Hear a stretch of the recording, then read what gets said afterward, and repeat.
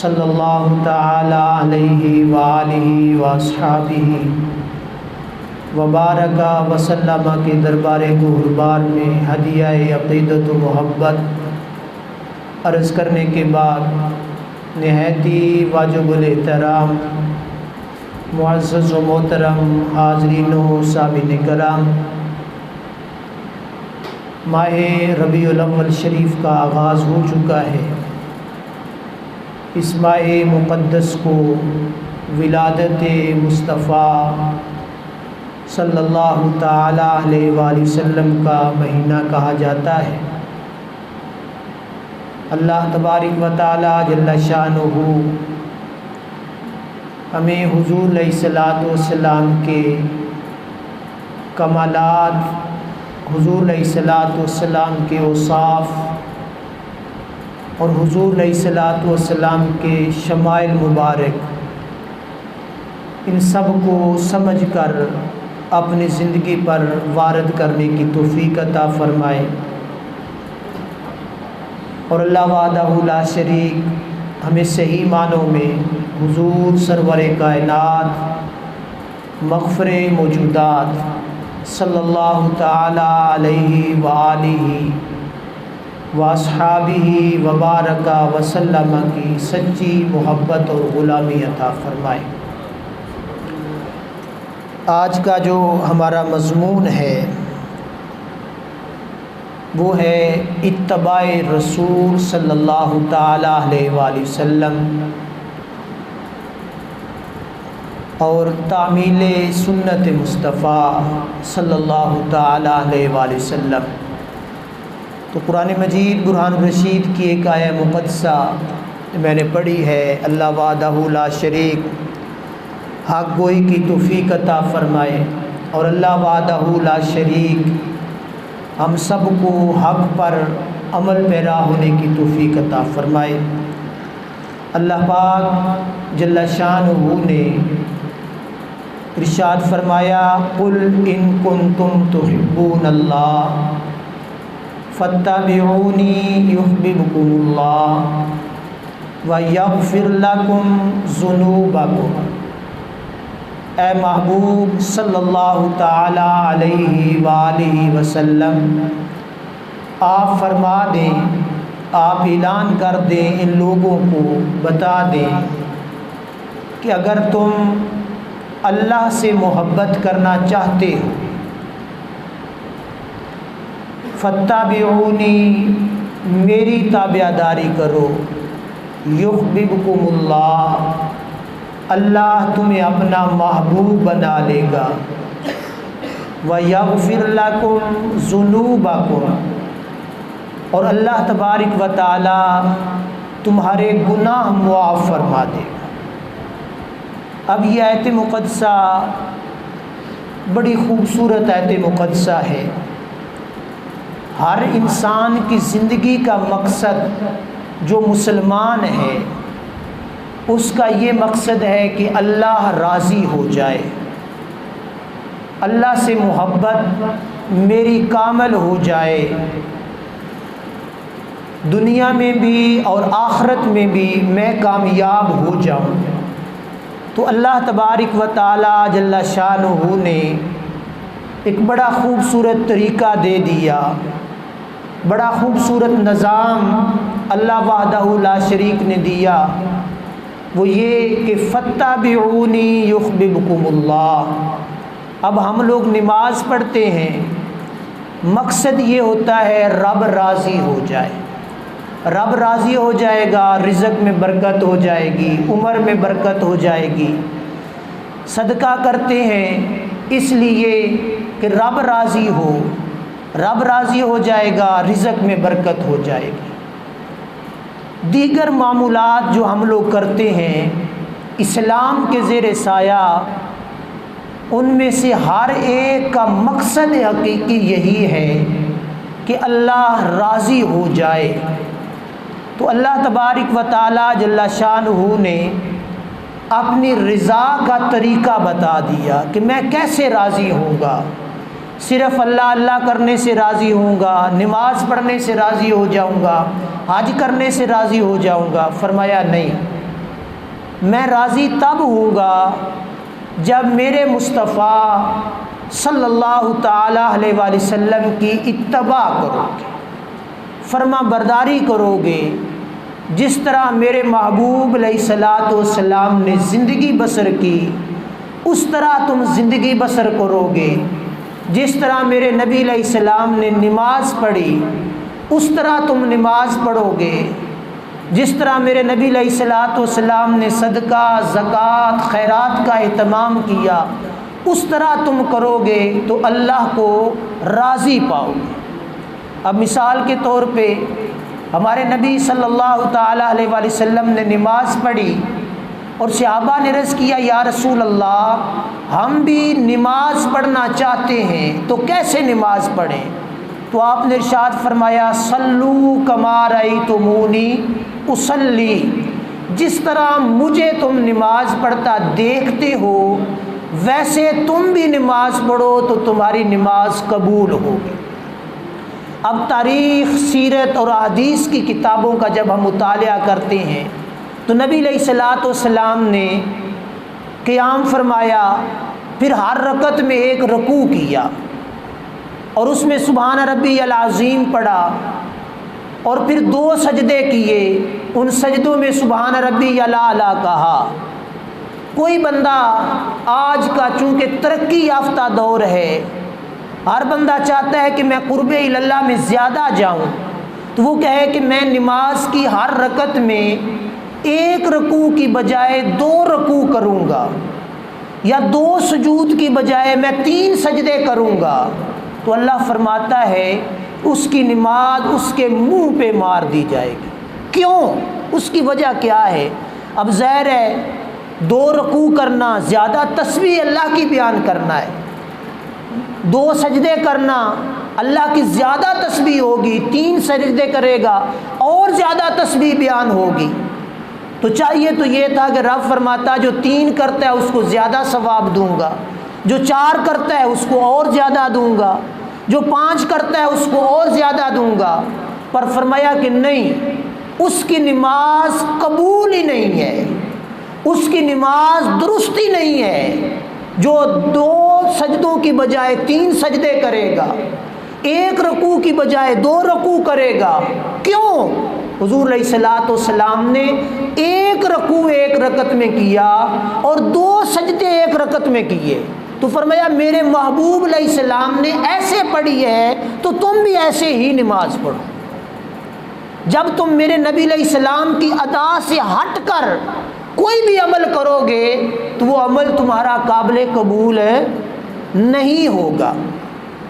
تو جب تم میرے محبوب کی اتباع کرو گے، فرما برداری کرو گے، جس طرح آپ نے نماز پڑھی اس طرح نماز پڑھو گے، جس طرح آپ نے اپنے گھر کے معمولات کو چلایا اس طرح معمولات کو چلاؤ گے، جس طرح آپ نے جہاد میں حصہ لیا اس طرح تم جہاد میں حصہ لو گے، جس طرح آپ نے صدقہ کیا، جس طرح آپ نے حج کیا، اس طریقے اور سنت کے مطابق تم عمل کرو گے تو کیا ہوگا؟ یحببکم اللہ، اللہ تمہیں اپنا محبوب بنا دے گا۔ اللہ کی محبوبیت، اللہ کی رضا کس چیز میں ہے؟ اتباع مصطفیٰ صلی اللہ تعالی علیہ وآلہ وسلم میں ہے۔ جب اتباع رسول کو اختیار کر لیا تو انسان دنیا میں بھی کامیاب ہو گیا اور آخرت میں بھی رب نے وعدہ کر دیا فاتبعونی یحببکم اللہ، تم نے میرے رسول کی اتباع کی میں نے تمہیں اپنا محبوب بنا لیا۔ صرف محبوب نہیں بنایا، یغفر لکم ذنوبکم، میں تمہارے گناہ بھی معاف کر دوں گا۔ اب یہ کتنا بڑا شرف ہے، ہم حضور علیہ الصلاۃ والسلام کے طریقے کو اختیار کر لیں۔ کاروبار ہر بندہ کرتا ہے، تجارت ہر بندہ کرتا ہے، گھر ہر بندہ چلاتا ہے، بچے ہر بندہ پالتا ہے، پر صرف ارادہ کر لیں کہ ہم نے حضور علیہ الصلاۃ والسلام نے جس طرح گھر کے معمولات نبھائے اس طرح میں نے بھی نبھانے۔ اب مثال کے طور پہ کھانا ہم میں سے ہر بندہ کھاتا ہے، کھانا نہ کھائیں، ایک وقت کا نہ کھائیں تو کمزوری لاحق ہو جائے گی، پانی نہ پئیں تو ہمارا سانس لینا مشکل ہو جائے گا۔ تو صرف یہ چیز کھانا کھاتے ہوئے اس چیز کا خیال رکھیں، جس طرح نبی پاک صلی اللہ علیہ وآلہ وسلم نے کھانا کھایا، پہلے ہاتھ دھوئے، پھر بسم اللہ پڑھ کے کھانا کھایا، تو یہ طریقہ ہم لوگ اختیار کر لیں تو سنت پہ عمل کرنے کا ثواب بھی مل رہا ہے، کھانا بھی مناسب طریقے سے، جراثیم وغیرہ مٹ گئے، اور تیسری چیز جو سب سے بڑی ہے، رب بھی راضی ہو رہا ہے۔ کیا ہو رہا ہے؟ رب راضی ہو رہا ہے، صرف راضی نہیں ہو رہا، یغفر لکم ذنوبکم، گناہ بھی معاف کر رہا ہے۔ پانی میں پی رہا ہوں، آپ پی رہے ہیں، سنت کے مطابق پئیں، رسول کی اتباع ہو رہی ہے، رب جو ہے وہ ہمیں اپنا محبوب بنا رہا ہے، ہمارے گناہوں کو معاف کر رہا ہے، ہمارے درجات کو بلند کر رہا ہے۔ کہاں، کس زمرے میں؟ فاتبعونی یحببکم اللہ کے زمرے، کہ ہم نے حضور علیہ الصلوۃ والسلام کی اتباع کر لی۔ آج سب سے بڑی بد نصیبی ہم لوگوں کی یہ ہے کہ ہم نے اتباع رسول صلی اللہ تعالی علیہ وآلہ وسلم کو چھوڑ دیا۔ اور دوسرے مقام پر اللہ پاک جل شانہ نے ارشاد فرمایا، فآمنوا باللہ ورسولہ النبی الأمی، پس ایمان لاؤ اللہ پر اور اس کے رسول صلی اللہ تعالی علیہ وآلہ وسلم پر، جو تمہیں آسمان کی خبریں بتاتے ہیں، جو تم نہیں جانتے وہ نبی علیہ الصلوۃ والسلام تمہیں سکھاتے ہیں، بتاتے ہیں۔ یؤمن باللہ وکلماتہ واتبعوا لعلکم تہتدون، فرمایا ایمان لائے ان باتوں پر جو رسول اللہ صلی اللہ علیہ وآلہ وسلم نے بیان کی، وہ باتیں اللہ کی ہیں۔ اب رسول اللہ صلی اللہ علیہ وآلہ وسلم صحابہ کو بیان کرتے، صحابہ یہ یہاں سے لے کر یہاں تک لکھ لو، یہ اللہ کا کلام ہے۔ اس کے بعد حضور علیہ الصلوۃ والسلام کلام فرماتے یہ میرا کلام ہے۔ تو حضور بیان کرتے، صحابہ لکھ لیتے، تو رب تبارک و تعالیٰ نے فرمایا باللہ و کلماتہ، اتباع کرو جو رسول صلی اللہ علیہ وآلہ وسلم تمہیں حکم دیتے ہیں رب کا، اور اتباع کرو جو رسول صلی اللہ علیہ وآلہ وسلم خود کرتے ہیں اور اس چیز کا تمہیں حکم دیتے ہیں، یعنی رب کا کلام تمہیں سناتے ہیں، اس رب کے کلام پر بھی عمل کرو، اور اپنی سیرت تمہیں دیتے ہیں، اپنی سنت تمہیں دیتے ہیں، اس پر بھی عمل کرو۔ جب سنت اور قرآن دونوں پر تم عمل شروع کر دو گے تو کیا ہوگا؟ واتبعوا لعلکم تہتدون، تاکہ تم ہدایت پا جاؤ۔ سمجھ آئی میری بات؟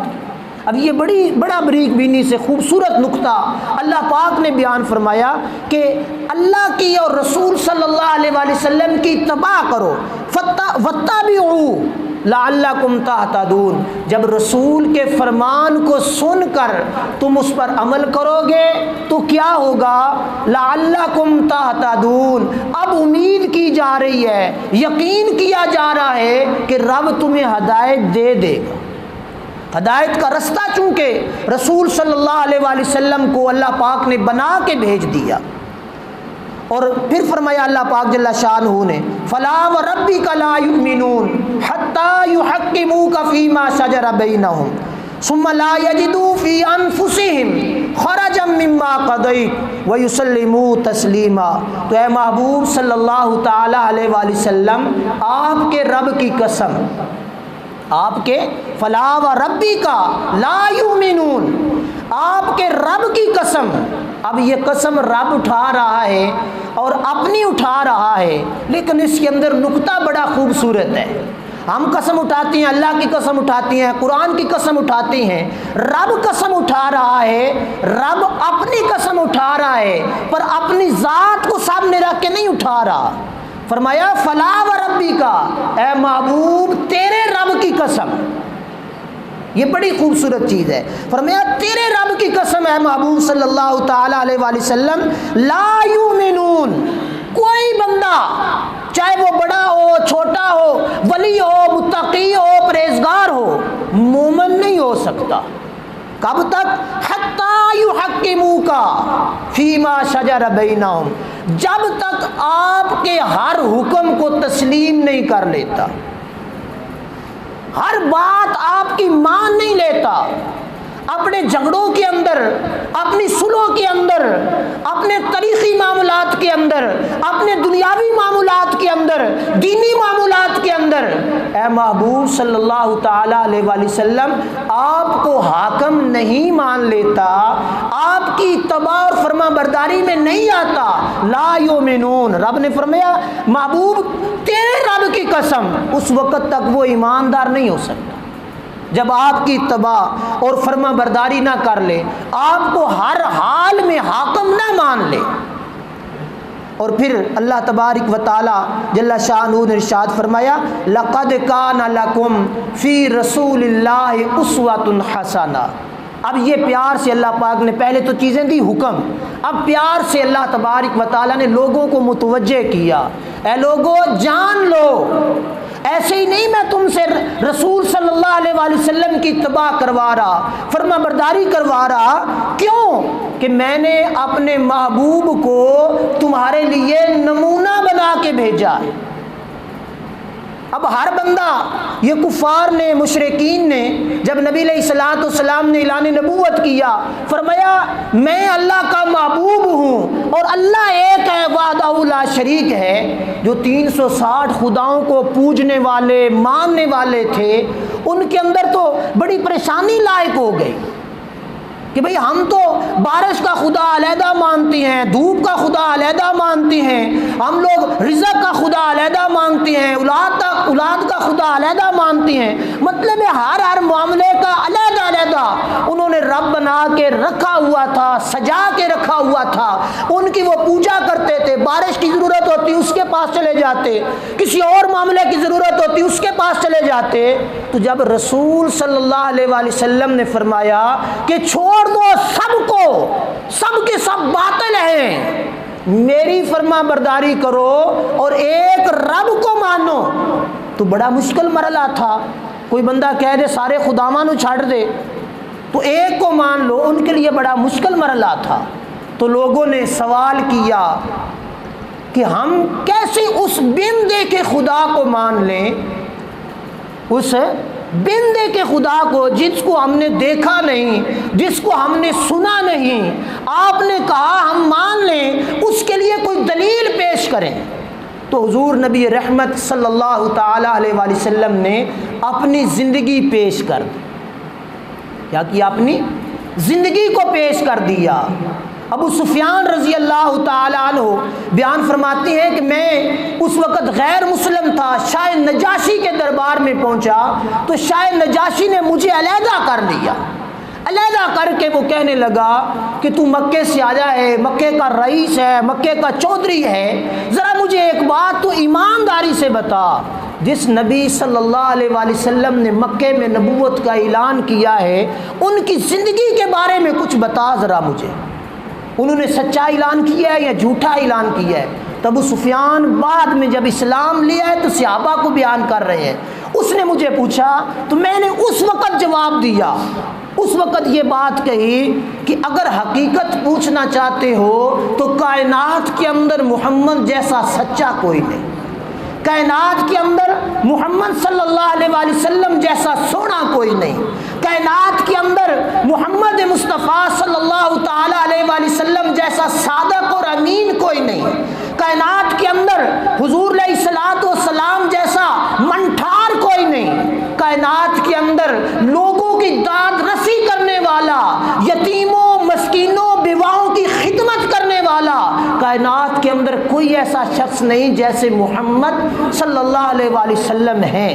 تو اس نے کہا پھر کلمہ کیوں نہیں پڑھتے اس نبی کا؟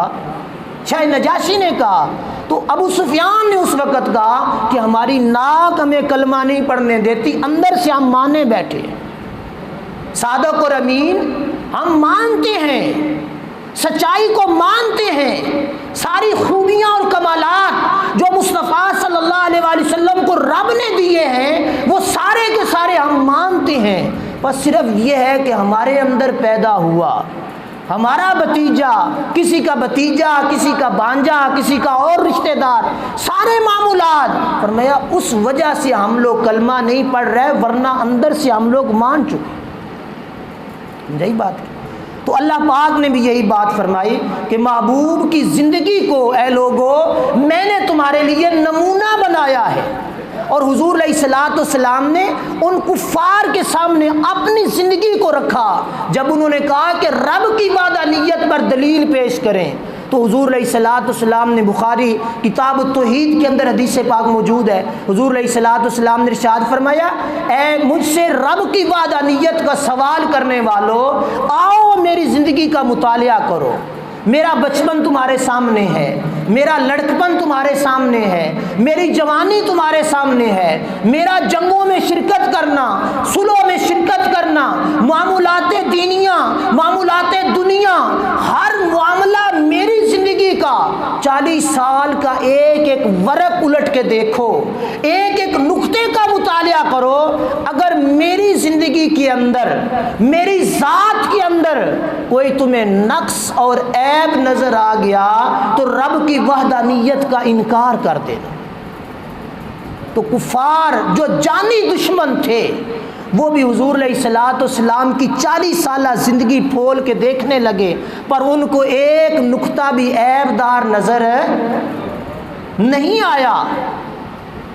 کسی نے یہ نہیں کہا کہ حضور علیہ الصلوۃ والسلام سے معاذ اللہ استغفر اللہ العظیم یہ انہوں نے غلط کام کیا، یہ غلطی ہو گئی، یہ ایسا معاملہ ہو گیا۔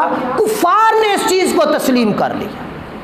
تو پھر فرمایا کہ اگر میری ذات کے اندر تمہیں نقص اور عیب نہیں نظر آتا تو میں جس رب کی دعوت دے رہا ہوں وہ رب بھی وحدہ لا شریک ہے، وہ رب بھی بے عیب ہے، وہ تمہارا خالق اور تمہارا مالک ہے، وہ تمہارا رازق ہے، وہ تم پر بارش برسانے والا، وہ تمہیں زندگی اور موت دینے والا ہے۔ یہ تمہارے بت جو تم نے ہاتھوں سے بنا کے رکھے ہوئے ہیں یہ نہ تمہیں نفع دے سکتی ہیں نہ تمہیں نقصان دے سکتے ہیں۔ تو حضور علیہ الصلوۃ والسلام کی زندگی کو اللہ پاک نے مومنوں کے لیے بھی نمونہ بنایا اور پوری عالم انسانیت کے لیے بھی نمونہ بنایا، اور فرمایا بے شک تمہارے لیے رسول اللہ صلی اللہ علیہ وآلہ وسلم کی پیروی اچھی ہے، کیوں کہ ان کی زندگی کو میں نے نمونہ بنایا ہے۔ لمن کان یرجو اللہ والیوم الآخر۔ اب حضور علیہ الصلوۃ والسلام کی اتباع اور فرما برداری کو آئے گا کون، فرما برداری کرے گا کون؟ رب نے بیان فرما دیا لمن کان یرجو اللہ، جو آخرت میں اللہ کی طرف رجوع کا یقین رکھتا ہے۔ جب ہمارے پاس کوئی صدمہ آتا ہے نا، فوتگی ہوتی ہے تو ہم پڑھتے ہیں انا للہ و انا الیہ راجعون۔ اس کا مطلب جانتے ہیں؟ اس کا مطلب یہ ہوتا ہے کہ یا اللہ یہ تیری طرف سے تھا اور تیری طرف واپس چلا گیا۔ جو اس چیز کا یقین رکھتا ہے کہ کل قیامت کے روز میں اللہ کی بارگاہ میں جاؤں گا، اللہ کے حضور مجھے پیش ہونا ہے اور ہر معاملے کا سوال جواب مجھے دینا ہوگا، تو رب تبارک و تعالیٰ فرماتا ہے لمن کان یرجو اللہ والیوم الآخر، جو آخرت کا یقین رکھتا ہے وہ کیا کرے گا؟ وہ رسول کی نافرمانی نہیں کرے گا۔ جو آخرت کا یقین رکھتا ہے وہ رسول صلی اللہ علیہ وآلہ وسلم کی اتباع کرے گا۔ جو آخرت کا یقین رکھتا ہے وہ حضور کی ہر ادا کو اختیار کرے گا۔ جو آخرت کا یقین رکھتا ہے وہ حضور علیہ الصلوۃ والسلام کی ہر سنت پہ عمل کرنے والا بنے گا۔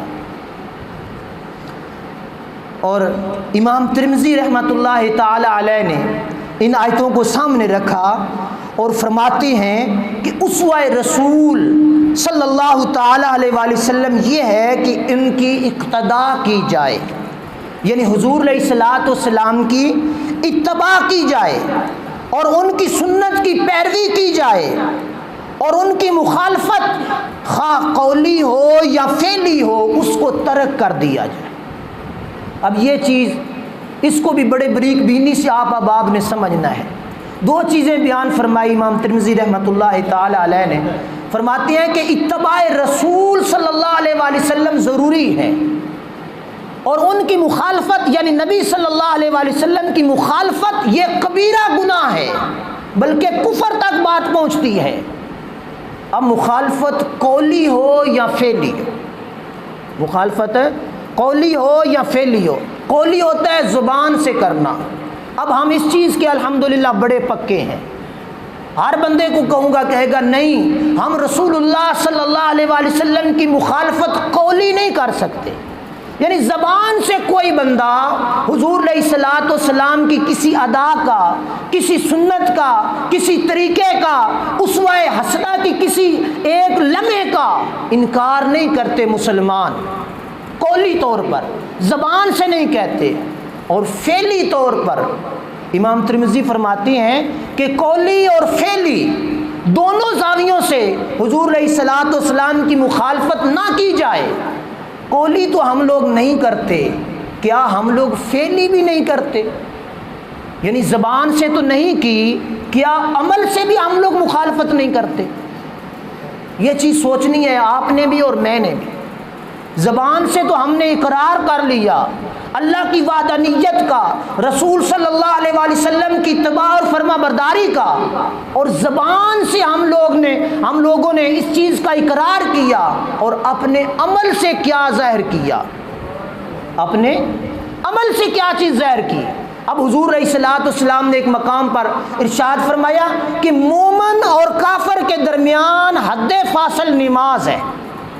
بات سمجھنی ہے. مومن اور کافر کے درمیان حد فاصل کیا ہے؟ نماز ہے.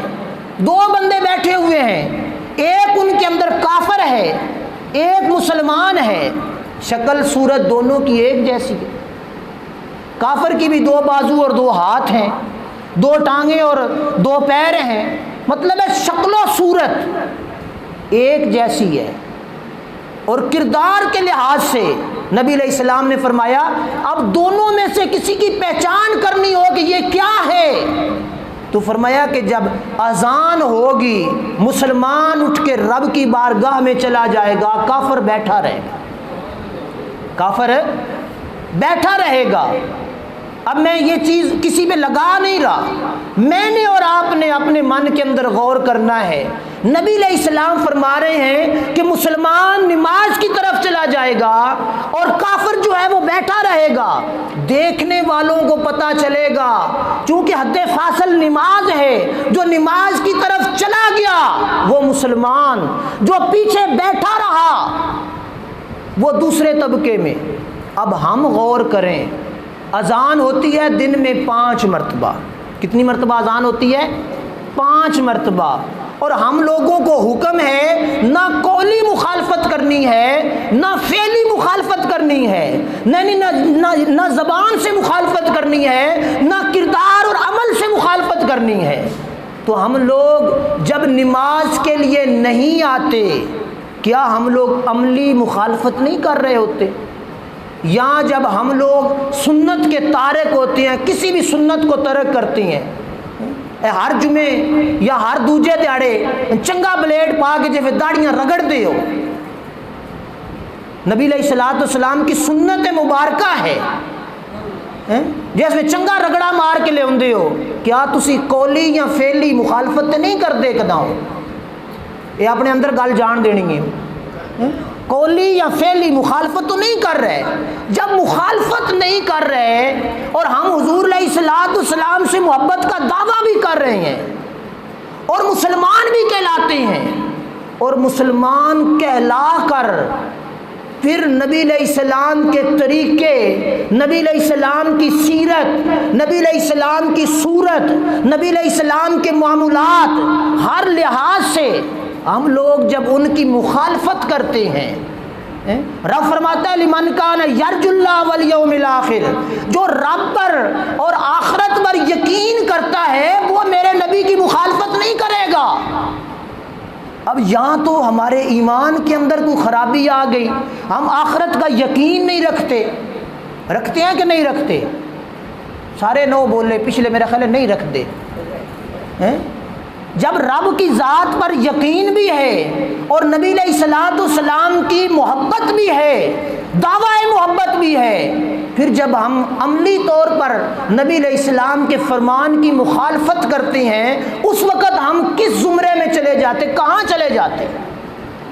تو یہ چیز امام ترمذی رحمۃ اللہ تعالی علیہ نے فرمائی، اور پھر فرماتے ہیں امام ترمذی رحمۃ اللہ تعالی علیہ آگے، صراط الذین انعمت علیہم، ساتھ ہی آیت مقدسہ پڑھی، صراط الذین انعمت علیہم، فرماتے ہیں کہ رب کی بارگاہ میں دعا کرتے ہیں، یا اللہ ہمیں سیدھے رستے پر چلا، ان لوگوں کا رستہ جو تیرے انعام یافتہ بندے ہیں۔ تو امام ترمذی فرماتے ہیں کہ انعام یافتہ بندوں میں سب سے پہلا بندہ نبی علیہ الصلوۃ والسلام کی ذات ہے۔ اور صراط الذین انعمت علیہم، جس بھی مسلک اور فرقے کا بندہ ہوگا اس کو اگر صراط الذین انعمت علیہم پہ چلنا ہوگا تو نبی علیہ السلام کی سنت کو اختیار کرنا ہوگا، نبی علیہ السلام کی صورت اور سیرت میں چلنا ہوگا۔ جب اس کو ترک کرے گا تو پھر وہ صراط الذین انعمت علیہم زبانی کہہ رہا ہے، قولی اس کی مخالفت کر رہا ہے۔ اب زبانی تو ہم دن میں 5 نمازیں پڑھتے ہیں، ہر نماز کی ہر رکعت کے اندر ہم یہ لفظ دہراتے ہیں کہ نہیں دہراتے، صراط الذین انعمت علیہم، لیکن مسجد میں ہم لوگ اس چیز کا اقرار کر کے دروازہ مسجد سے باہر نکل کر ہم اس عمل کو بھول جاتے ہیں، اس کو ترک کر دیتے ہیں۔ جب ترک کر دیتے ہیں تو پھر ہم کس کیٹیگری میں چلے جاتے ہیں؟ اور پھر اللہ پاک جل شانہ نے ارشاد فرمایا، ارسلہ بالہدی ودین الحق، جس نے اپنے رسول صلی اللہ علیہ وآلہ وسلم کو حق یعنی سچے دین اور ہدایت کے ساتھ مابعوث فرمایا، اس رسول صلی اللہ علیہ وآلہ وسلم کی اتباع اور فرما برداری کرو۔ اگر دنیا میں کامیابی چاہتے ہو، آخرت میں کامیابی چاہتے ہو، رب کو راضی کرنا چاہتے ہو، تو پھر اتباع مصطفیٰ صلی اللہ علیہ وآلہ وسلم ضروری ہے۔ اور اگر تم چاہتے ہو کہ کل قیامت کے دن ہمارے درجے بلند ہو جائیں، ہمارے گناہ جو دنیا میں رہتے ہوئے ہم نے کیے ہیں وہ معاف ہو جائیں، اور رب تبارک و تعالی ہم سے محبت کرے، تو پھر ایک ہی رستہ ہے، فاتبعونی یحببکم اللہ، میرے رسول کی فرما برداری میں آ جاؤ، رب تمہیں محبوب بھی بنائے گا، اور رب وحدہ لا شریک تمہارے گناہ بھی معاف کرے گا۔ اب ہم جب بھی کوئی مشکل آتی ہے، پریشانی آتی ہے، تکلیف آتی ہے، توبہ توبہ کرتی ہے، کنن ہاتھ لگاتے ہیں، اے ہن بدل بن جاوے نا، میہ آ جاوے تے تسی جٹاں سارے آخنے یا اللہ توبہ، یا اللہ سن معافی دے۔ سمجھ آئی بات کی کہ نہیں آئی؟ یا اللہ ہم بڑے گناہ گار ہیں، معافی دے، پر رب معافی کا طریقہ بیان کر رہا ہے، فاتبعونی یحببکم اللہ، اے لوگوں میں معافی بانٹ رہا ہوں، میں معافیاں تقسیم کر رہا ہوں، میں گناہگار سے گناہگار بندے کی مغفرت کرنا چاہتا ہوں، پر طریقہ ایک ہی ہے، فاتبعونی یحببکم اللہ، میرے محبوب کی بارگاہ میں آ جاؤ، میں اپنا محبوب بنا لوں گا، تمہارے گناہ تم سے دور کر دوں گا، پھر بے موسمی بارشیں نہیں ہوں گی، پھر ظلم نہیں ہوگا، پھر ظالم کی کسوٹی کے نیچے نہیں آؤ گے، جب رب اور رب کے رسول صلی اللہ علیہ وآلہ وسلم کے حکم کو مان لو گے۔ اور حضرت حسن بصری رضی اللہ تعالی عنہ بیان فرماتے ہیں کہ مسلمان کو یہ زیب نہیں دیتا، مسلمان کو یہ زیب نہیں دیتا کہ وہ قولی یا فعلی طور پر اپنے نبی علیہ الصلوۃ والسلام کی مخالفت کرے، محبت کا دعویٰ بھی کرے اور مخالفت بھی کرے۔ پھر وہ آیت مقدسہ پڑھی، فرماتی ہیں قل ان کنتم تحبون اللہ فاتبعونی یحببکم اللہ، فرماتی ہیں حضرت حسن بصری رضی اللہ تعالیٰ عنہ، لوگوں نے کہا یا رسول اللہ صلی اللہ علیہ وآلہ وسلم ہم اللہ سے محبت کرتے ہیں، لوگوں نے یہ اعلان کیا کہ ہم اللہ سے محبت کرتے ہیں، اللہ نے اعلان کیا اے لوگو اللہ سے محبت تمہاری کامل نہیں جب میرے مصطفیٰ کی فرما برداری میں نہ آ جائے۔ اب اس کی بے شمار شان نزول علماء نے بیان کی ہے، اور زجاج رحمۃ اللہ تعالی علیہ اس کا معنی بیان کرتے ہوئے کہتے ہیں اگر تم اللہ کو چاہتے ہو امام زجاج رحمۃ اللہ تعالی علیہ بڑے جلیل القدر ہوئے ہیں، فرماتے ہیں تم اللہ کو چاہتے ہو یعنی اس کی اطاعت کا دم بھرتے ہو تو جو حکم وہ دیتا ہے وہ مان جاؤ، اور جس کام کے کرنے کا رب حکم دیتا ہے اس کو کرو، اور جس سے منع کرتا ہے اس سے منع ہو جاؤ، اس لیے کہ اس کے بندے اس کے رسول صلی اللہ علیہ وآلہ وسلم کی اتباع میں آ جائیں۔ یعنی اتباع رسول صلی اللہ علیہ وآلہ وسلم اتباع اللہ قرار دیا، فرمایا کہ رب کا حکم مانو، اور رب تمہیں حکم دے رہا ہے کہ میرے نبی کی اتباع کرو۔ اگر تم یہ چاہتے ہو کہ ہم کامیاب ہو جائیں تو پھر حضور صلی اللہ علیہ وآلہ وسلم کی اتباع کرو۔ اور پھر بڑی خوبصورت بات آخر میں بیان کر رہا ہوں، کسی نے بڑی خوبصورت یہ چیز لکھی ہے، فرماتے ہیں تصبی الا لہو وانت طاہر حبہ ھذا لعمری فہی القیاس بدیع۔ فرمایا یعنی تو اللہ تبارک و تعالیٰ کی نافرمانی بھی کرتا ہے حالانکہ تو اس کی محبت کا دعویٰ بھی کرتا ہے۔ اب دو چیزیں اس آیت میں اس حصے میں شعر کے اندر آ گئیں، حالانکہ تو اللہ کی نافرمانی بھی کرتا ہے اور ساتھ ہی ساتھ اللہ کی محبت کا دعویٰ بھی کرتا ہے، یہ بات میری زندگی میں قیاس میں انوکھی چیز ہے کہ کوئی بھی بندہ ہو وہ اللہ کی محبت کا دعویٰ بھی کرے اور اس کے حکم کی مخالفت بھی کرے۔ یہ بڑی دفعہ میں بیان کر چکا ہوں بات، جب دنیا دار کسی دنیا دار سے محبت کر لے تو دنیا دار کی بات کو وہ ٹالتا، دنیا دار سے محبت ہو جائے تو دنیا دار اس کے دروازے پہ چلا جائے، اس کی بات کو وہ ٹالتا، یار ہم تو دنیا دار سے محبت نہیں کرتے، ہم تو دنیا کے خالق اور مالک سے محبت کا دعویٰ کرتے ہیں۔ اور جب دعویٰ محبت اللہ ہے اور پھر جب ہم لوگ اس محبت اللہ کا دعویٰ کر کے رب کے حکم کی مخالفت کرتے ہیں تو پھر کیا ہوا؟ پھر یہ انوکھی بات ہی ہو گئی نا، ایک جگہ پہ دو چیزیں نہیں رہ سکتی۔ ایک انسان کا ایک دل ہے نا، دل، اس کے اندر دو چیزیں نہیں رہ سکتی، یک وقت کسی انسان سے محبت بھی کرتا ہو اور اسی وقت اسی انسان سے نفرت بھی کرتا ہو، ایسا نہیں ہو سکتا۔ اور نبی علیہ الصلوۃ والسلام نے، تھوڑی سی اور وضاحت کر رہا ہوں، نبی علیہ الصلوۃ والسلام نے ارشاد فرمایا بندہ مسلمان بھی ہو اور اسی لمحے وہ کافر بھی ہو، ایسا بھی نہیں ہو سکتا۔ یا تو وہ مسلمان ہے، اگر مسلمان نہیں تو کافر ہے، ایک وقت میں وہ دو چیزیں نہیں ہو سکتا کہ ہو سکتا ہے، ایسا ناممکن ہے۔ تو یار ہم لوگ اپنی زندگیوں کا مطالعہ کریں، اللہ کی محبت کا دعویٰ بھی کریں اور اللہ کے حکم کی خلاف ورزی بھی کریں، پھر دنیا دار جو ایسا کرے اس کے لیے ہمارے جملے کیا ہوتے؟ تو یار اللہ کی بارگاہ میں جب دعویٰ محبت کیا، مسلمان اپنے آپ کو کہلا دیا، اور مسلمان ہونے کے لیے بزرگوں نے بیان کیا کہ جب بندہ مسلمان ہو جاتا ہے تو اپنے گرد ایک دائرہ بنا لیتا ہے، کیا؟ تلک حدود اللہ فلا تعتدوها ومن يتعد حدود اللہ فاولئک هم الظالمون۔ جب مسلمان ہو گیا تو اس نے اپنے گرد ایک دائرہ بنا لیا اور اس دائرے سے وہ باہر نہیں نکلتا، وہ غمی آ جائے تب بھی باہر نہیں نکلتا، خوشی آ جائے تب بھی باہر نہیں نکلتا، اس حدود کے اندر رہ کر وہ خوشی کا بھی اظہار کرتا ہے، غمی کا بھی اظہار کرتا ہے۔ تو ہم لوگ دعوی محبت بھی کامل ہے، خوشی آ جائے رب کو بھول گئے، دین کو بھول گئے، ایمان اور اسلام کو بھول گئے، نبی علیہ السلام کے فرمان اور سنت کو بھول گئے، اور جب غمی آ گئی پھر لمبی تسبیح ہاتھ میں، پھر سارا رات دیہڑ بس ایک ہی بات۔ تو یہ چیزیں ہم نے اپنے اندر سے نکالنی ہے، یا تو مسلمان بننا ہے یا مسلمان نہیں بننا تو پھر دوسری طرف جانا ہے، دوسری طرف نہ جائیں، اسی طرف آئیں۔ رب تبارک و تعالی ہمیں اپنی بارگاہ سے نوازنا چاہتا ہے، ہمیں اپنی بارگاہ سے درجے دینا چاہتا ہے۔ اور پھر دوسری چیز فرمایا اگر تیری محبت سچی ہوتی، اسی شعر کا دوسرا حصہ، اگر تیری محبت سچی ہوتی تو اس کی ضرور اطاعت کرتا، بے شک محب جس سے محبت کرے گا اس کا مطیع و فرما بردار بھی ہوگا۔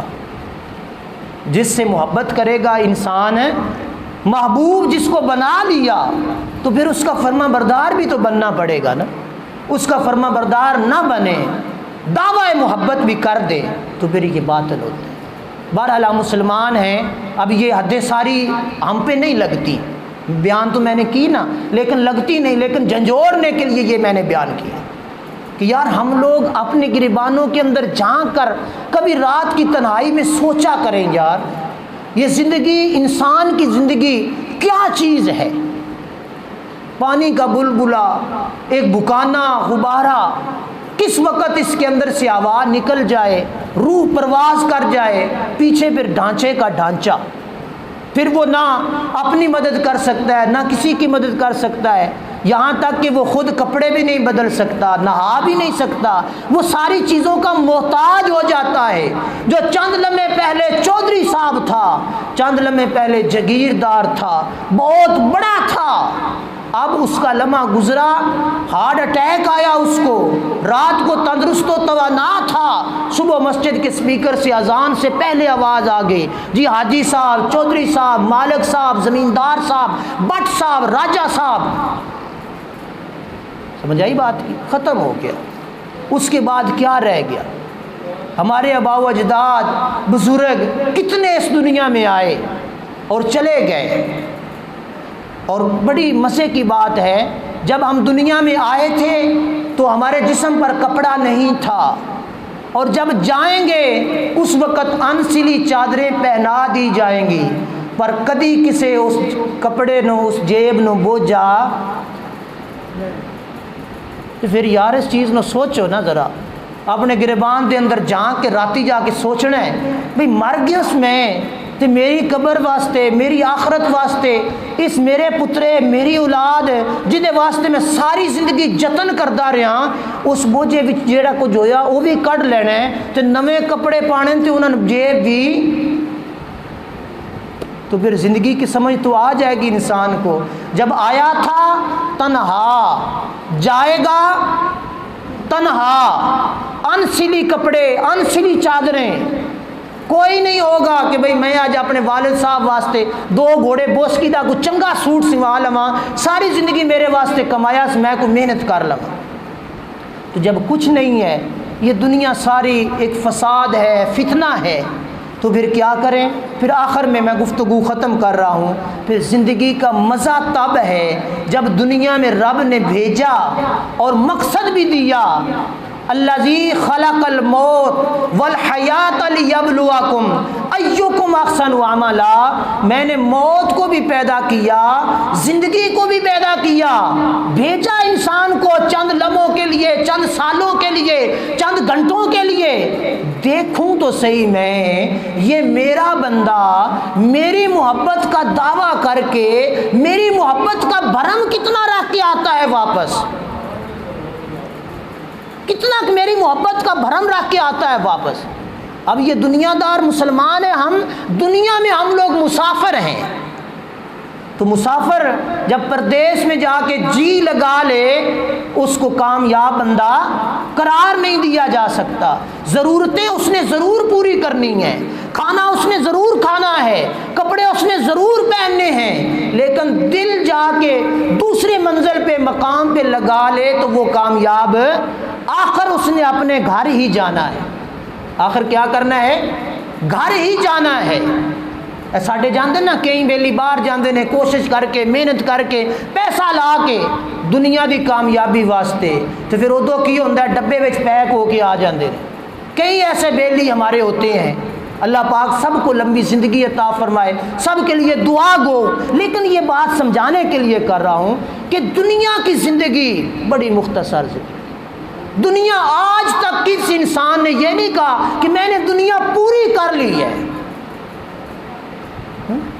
جن کے خزانوں کی چابیاں اونٹوں پہ لادی جاتی تھی، وہ بھی جاتے ہوئے خالی ہاتھ گئے اور دنیا کو بتا دیا کہ دنیا والوں اتنا مال جائیداد منصب جمع کیا پر آج میرے ہاتھ بھی خالی ہیں، یار میں اور آپ کس بات کی مولی۔ تو آخر میں یہ بات عرض کروں گا، نماز کی پاسداری کریں۔